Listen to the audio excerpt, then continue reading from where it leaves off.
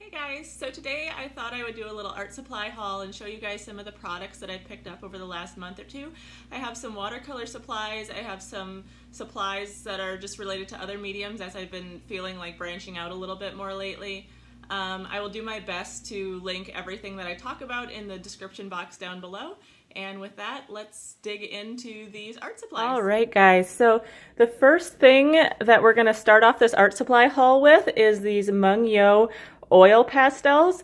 Now, I used oil pastels a long time ago and I really enjoyed them, but I haven't touched them in quite a while. And I saw these online. I saw that they're extra soft and water soluble, and I thought that sounded really interesting. I purchased these off of Jerry's Artorama, and they were about $10. So in this box, you get 24 colors. As you can see, I have not used these yet, so I'm really excited to try them out. There is a really nice range in this box. You have some really beautiful blues, a couple of greens. You also have some colors that would work really well for portraits, some more fleshy toned colors in here as well. So I am very excited to try these out.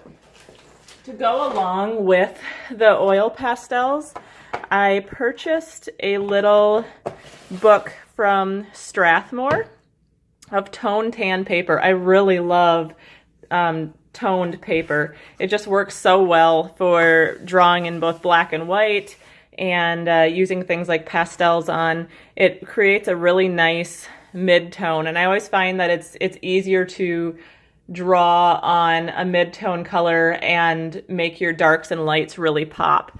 So I just picked up this little sketchbook. I think this was $12 or so on Jerry's Artorama.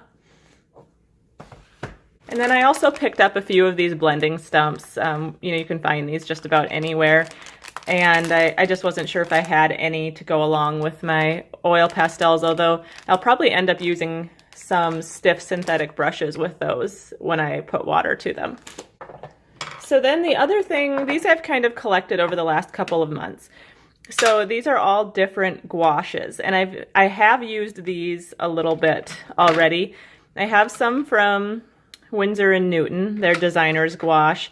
I just picked out a few bright colors, and I really love painting in gouache. It's just something a little bit different from watercolor, but similar enough that it still feels comfortable to me. So a few colors of those. I am so impressed with these so far. Their opacity, their vibrancy. I've been really enjoying these. And then I also got some gouache from the Holbein line. And I like these as well. They definitely have more of that white hue to them than the Winsor & Newton ones do. The Winsor & Newton ones I notice more just like pure pigment opacity, and these I can tell that they have more of that filler to them, which isn't necessarily a bad thing. And I don't have a wide selection of colors, so I'd probably have to pick up some more to speak accurately on the whole line. But I am enjoying these as well so far.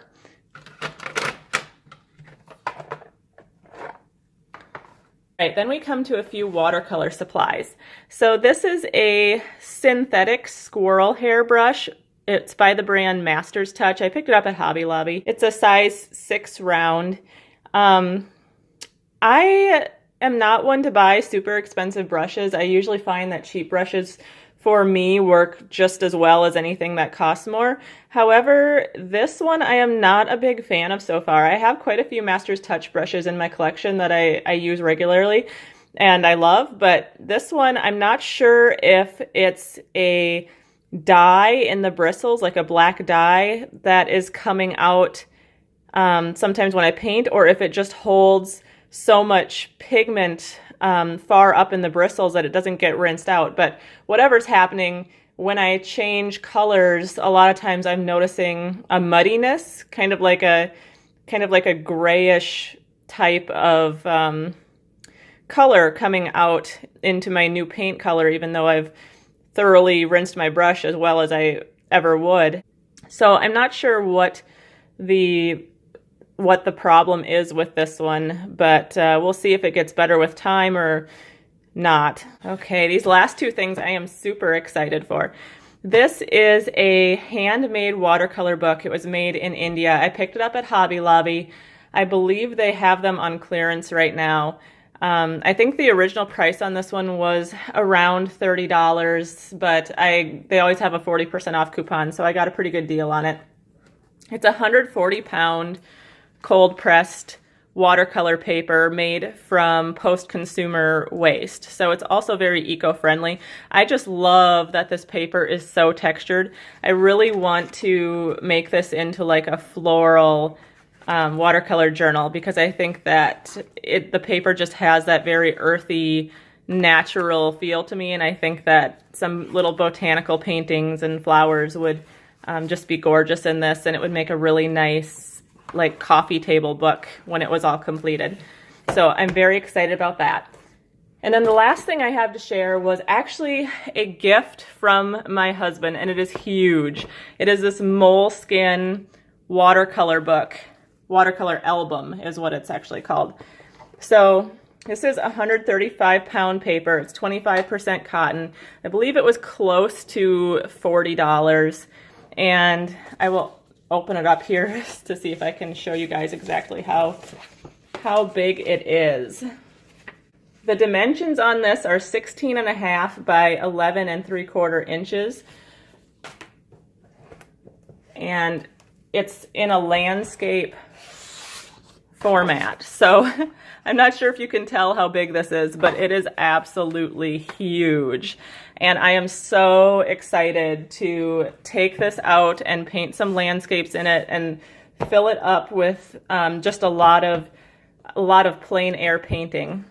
And with summer coming, that kind of stuff is really on my mind, and I start, collecting things that would be useful for doing that. So I am so excited about this. It also has a pocket on the inside too, which I think is really neat. If you were traveling around, you could collect little like photos or souvenirs or maps or whatever you wanted, pictures of the things you were painting, and stick them in that pocket and make a really nice travel art journal, though it be rather large.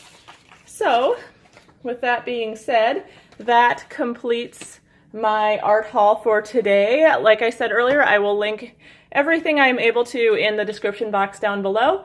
Thanks for tuning in, and I will see you again soon.